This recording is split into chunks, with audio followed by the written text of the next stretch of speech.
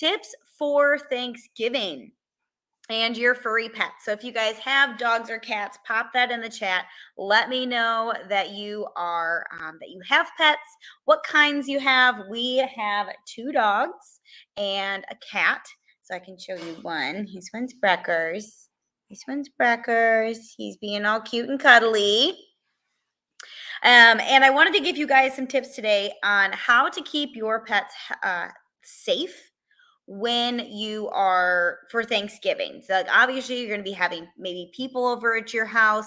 Maybe you are going to be having, like the big Thanksgiving, all those types of things. I want to give you guys some tips on how to help your pets best cope with that.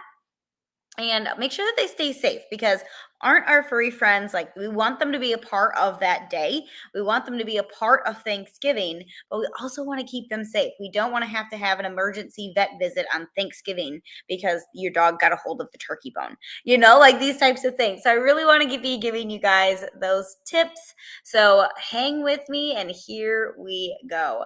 All right. So some of the first ones that we have is there's a lot of different foods that your pets should not be having. I know sometimes people love to give their dogs people food, but really it's not that great for them. It really, really isn't. So keeping the feast at the table, no pies, no desserts, all that kind of stuff. A huge one to be cautious of is any of like the yeast or the dough. Like if you are making bread, or maybe the crescent rolls. That's a huge thing at my house. Crescent rolls are a must staple. Like you can't have Thanksgiving without the crescent rolls.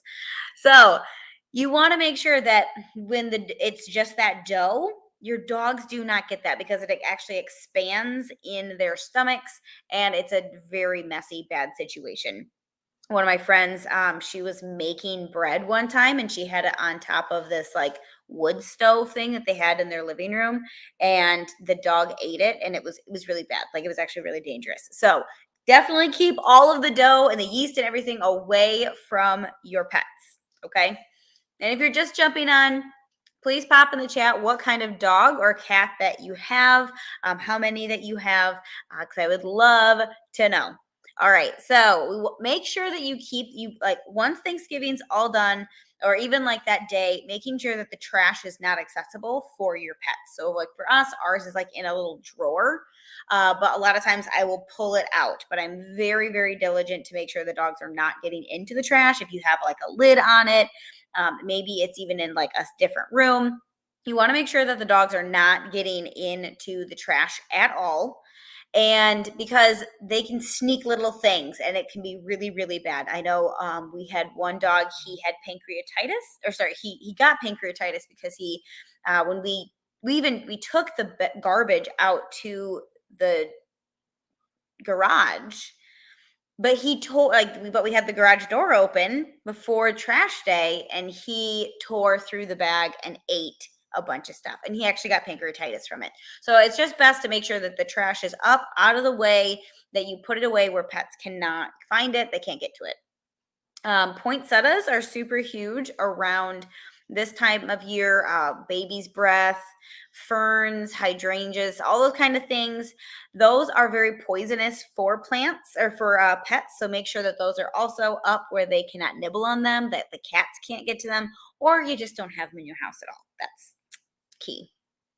Let's see. Some other things is, okay, so for visitors, like you might have people coming over to your house, and some dogs really like it, some cats really like it if they're super friendly. Like our dogs have a great time, but my cats, when we're having people over for Thanksgiving, my cats don't really recover that much.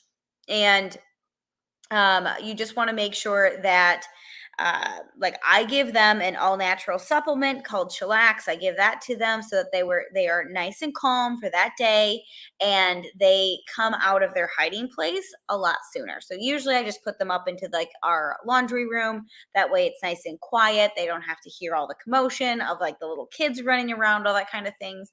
And it's just a nice and calm little area for them.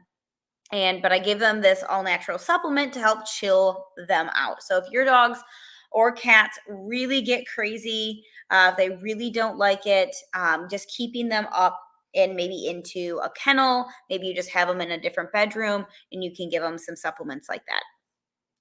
For cats and things like that, it is best if you know that there might be scurrying around or a lot of people coming and going, having them locked up in a way so that way if somebody leaves a door open, your cat's not going to run outside, or even with your dogs, that you make sure that you're watching the exits so that the dogs aren't running outside, and making sure that your microchips are also up to date. You've got your identification tags on them, so that way, if something does happen, they do get out. It's easy for your neighbors to get them home. All right. What? Oh, okay. All right.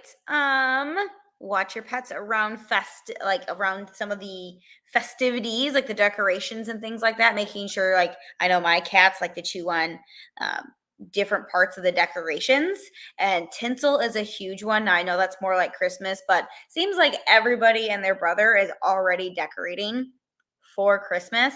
Tinsel is really, really dangerous for cats. It can get into their digestion system. It can tie itself around like their guts and things, and it's really, really bad. So just don't be using tinsel if you have pets, because it can easily fall to the ground, and we know cats, they're just going to eat stupid things like that. So don't be worrying about that.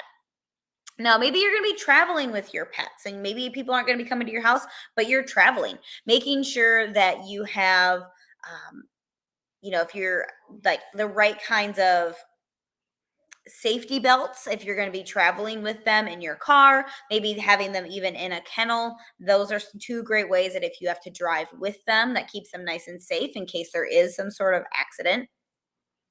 Making sure, just making sure that they're restrained and all that kind of stuff. Let's see. Make sure that you pack enough food for them. Make sure you're packing all of the necessities for them. But maybe your dogs are going to be kenneled or in a boarding facility, or maybe there's going to be somebody staying at your house. Just making sure that you have the list of like where your vet is, if they need things, they need special medications, like all those types of things. I know when we go to doggy daycare and we drop these guys off, I have all of their supplements and things already pre-packaged into a Ziploc bag for them. It's already pre-done. It's really, really easy. So those are my biggest tips for you guys. I hope this was educational. Give me some love. Give me some taps. It is definitely a short and sweet live tonight for you guys, but I wanted to give you guys some wonderful tips on keeping your pets safe for Thanksgiving.